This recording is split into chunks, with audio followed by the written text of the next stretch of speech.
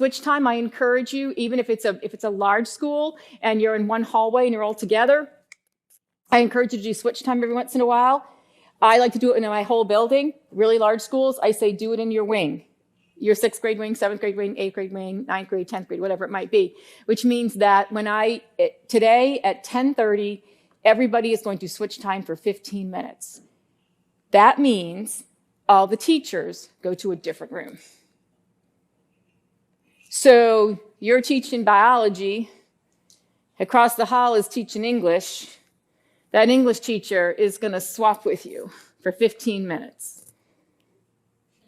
And the kids are going to be like, oh, and I'm saying, hey, I'm Miss Polly. I teach English across the hall. I know some of you, but I don't know all of you. What are you guys learning? And what happens is they may have those kids next year. They may have had those kids last year. I do it with elementary. Elementary, it's a little bit easier logistically, but 6th grade switches with first grade with third, whatever you want to do. And now you've connected kids to more adults that might not be a teacher they have in the building. Now, when that teacher, who is not their teacher, says to them in the hall, hey, put your cell phone away, they have connected with you. It's not like they ignore, you're not my teacher, because they will do that and they will blow you off.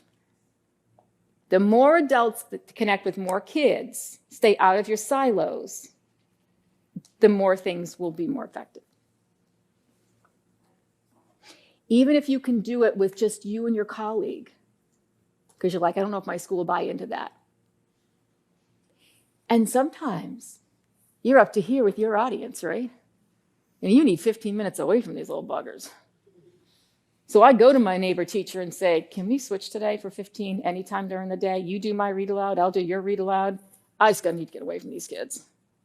That 15 minutes could save you for the rest of the day.